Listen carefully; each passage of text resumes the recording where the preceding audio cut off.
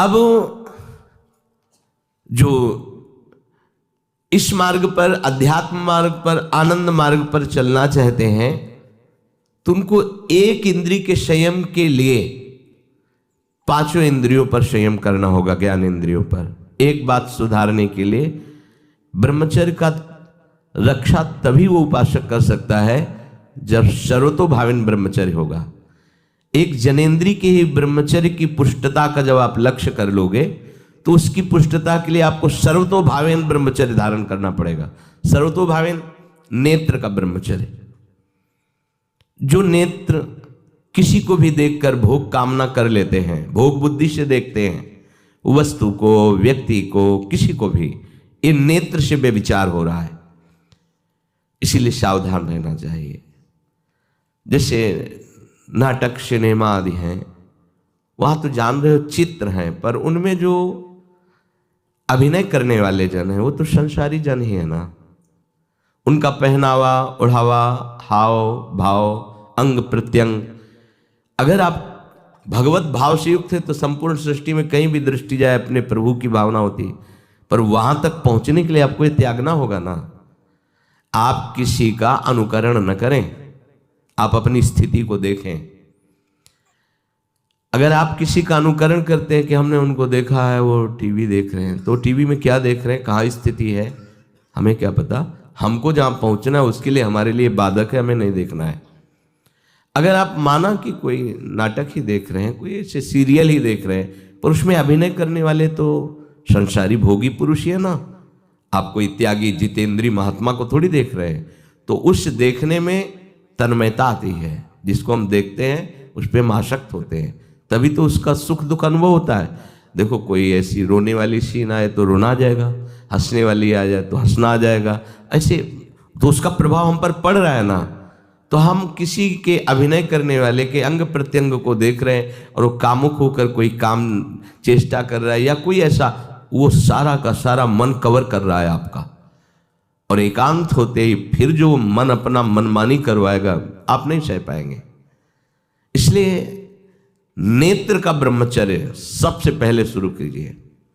आपको वो चीज नहीं देखनी, वो बात नहीं पढ़नी, वो दृश्य नहीं। श्रीमद् भागवत में वर्णन है, कोई पशु पक्षी भी मैथुन कर रहा हो, अचानक दृष्टि गई तो मानसिक प्रणाम करके दोबारा दृष्टि नहीं जानी चाहिए। इसीलिए लिखा है कि आप एक धनुष भूमि को देखकर, एक धनुष, इसमें किसी की हानि नहीं होगी, आपकी भी हानि नहीं होगी। आप एक धनुष भूमि देख करके ही चलिए। मतलब बहुत लंबी दूरी देखने की जरूरत नहीं है, बहुत दृष्टि उठा करके इधर उधर गर्दन हिलाने की जरूरत नहीं है। और जैसे कि कोई टक्कर मार सकता है, तो देखो जिनको प्रारब्धानुसार टक्कर लगनी होती है ना, वो चाहे जितनी सावधानी से चलो, वो प्रारब्ध आकर के दंड देता है। अन्यथा सीम की चाप सके को तासु बड़ रखवार रमापति जासु। आप जा रहे हो भगवत चिंतन करते हुए तो प्रभु का नाम आपका पहरेदार अंग रक्षक है, कोई बाल भी बाका नहीं कर सकता। आपका प्रारब्ध यदि आया है, प्रभु से पास हो गया है कि आपको ये दंड मिलना चाहिए, फिर मिलेगा। आप निश्चिंत रहिए, निर्भय रहिए। प्रभु का जो विधान है वो मंगल करने वाला है।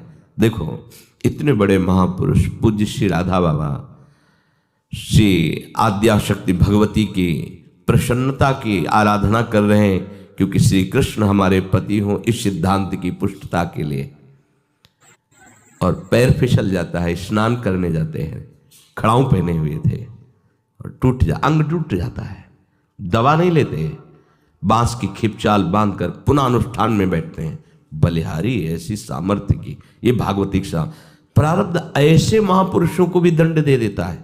देखो ना, ऐसे महापुरुष जो ऐसी ऊंचाई पर पहुंचे हैं और इतने भागवत भजन में नियम निष्ठ हैं, उनको भी प्रारब्ध दंड दे रहा है शरीर को। तो अपने को इससे निश्चिंत हो जाना है।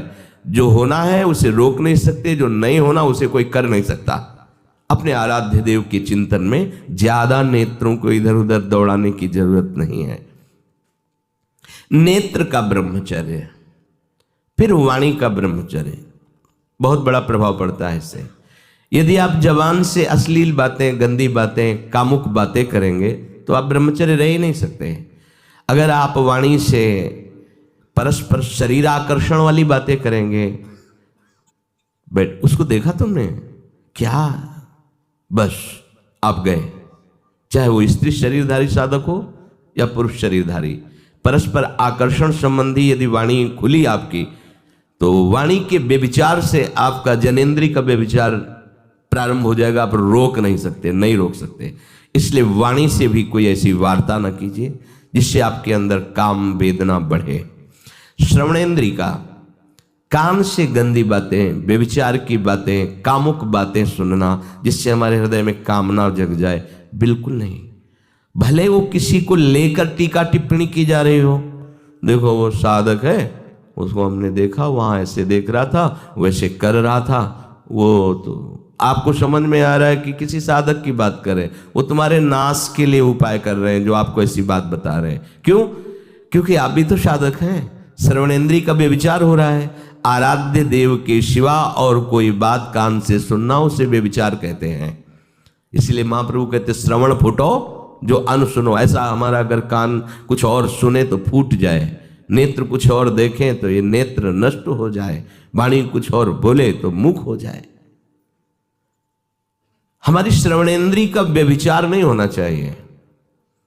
धर्म की बात, अपने आराध्य देव की बात, शास्त्र सम्मत बात हम श्रवण करें।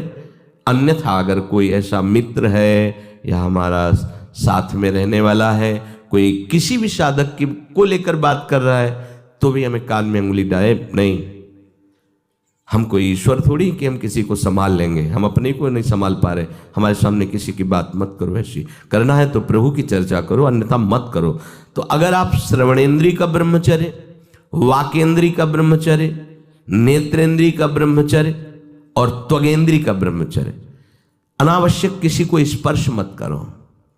परस्पर विरोधी शरीर को तो भूल कर मत करो। विरोधी शरीर जैसे हमारा पुरुष शरीर है, सामने स्त्री शरीर है, तो किसी भी तरह से सेवा के लिए संकेत करना या किसी भी सेवा के लेन देन में बचाव पक्ष में रहो।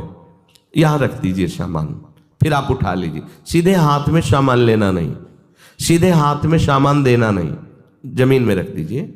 बहुत पवित्र है तो आप कुर्सी पे जो भी आसन उसका हाथ में लेने का नहीं। परस्पर विरोधी भाव वाले शरीरों का स्पर्श बिल्कुल निषेध है, किसी भी कारण से न किया जाए। मान लीजिएगा ये बहुत मतलब आवश्यक है, यदि आप इसमें चूक कर गए तो धीरे धीरे आप फिसल के वहीं खड़े हो जाएंगे जहां से चढ़ना मुश्किल है। किसी भी साधिका को, किसी भी साधक को परस्पर लेन देन हाथ में नहीं करना चाहिए। मानो हमारी बात, आपको माला देनी, चौकी पे विराजमान करो, हम उठा लेंगे। हमें कोई सामग्री, ये सामान रखिए, आप उठा लीजिएगा।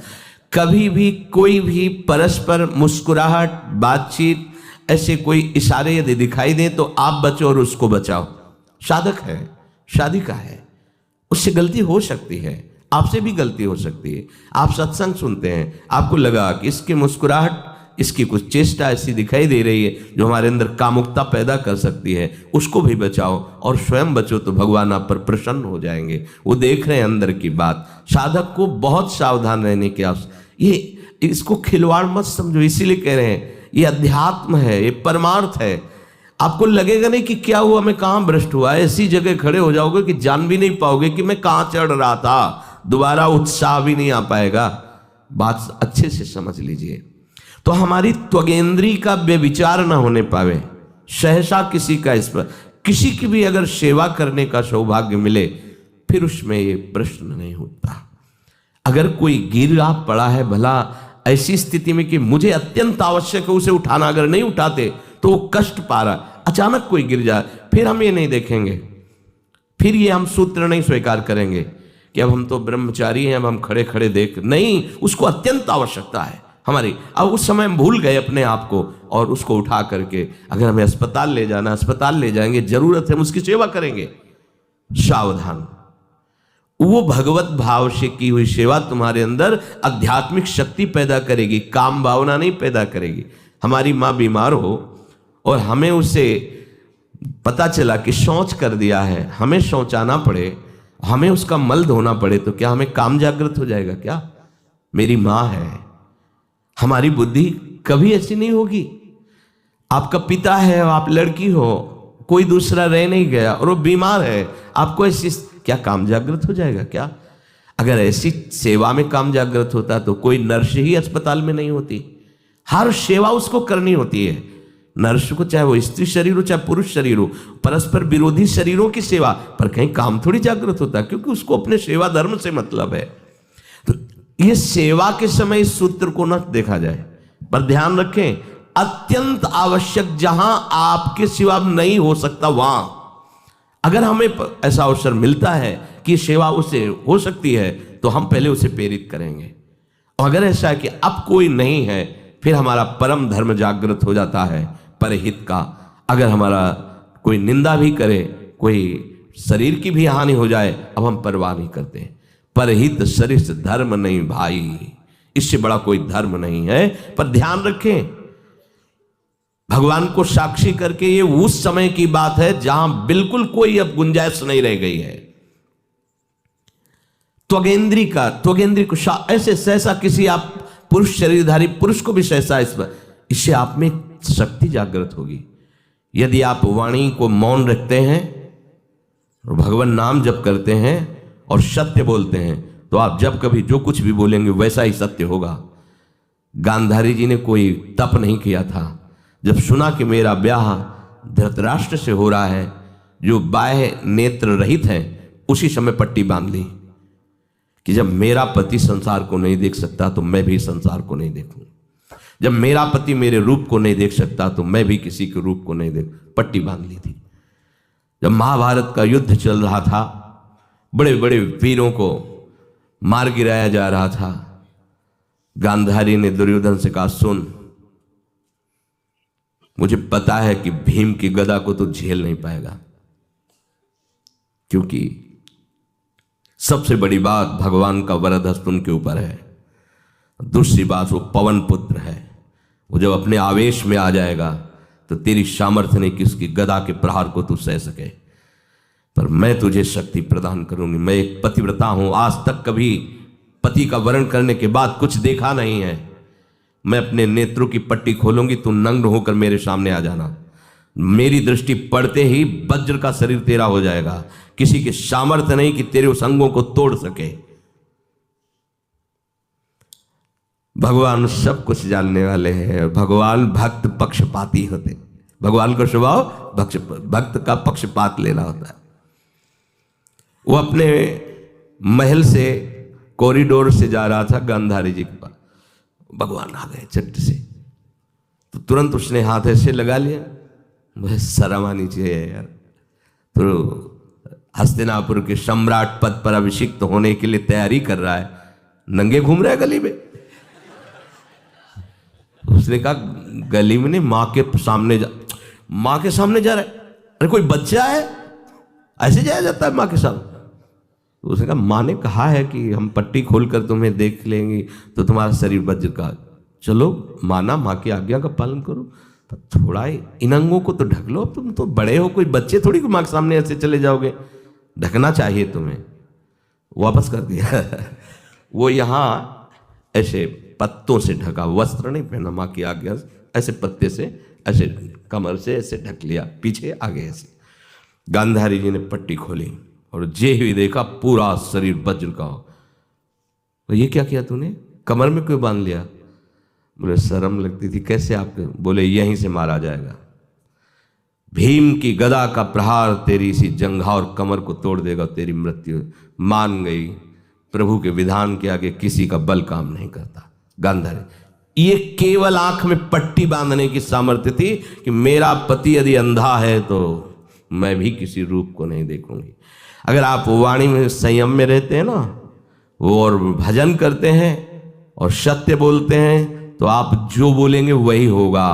पर ऐसा कुछ अनर्थ वो बोलता ही नहीं, क्योंकि ऐसा संयमी जान जाता है कि इन सब का फल भगवत प्राप्ति है, किसी को कष्ट देना नहीं है।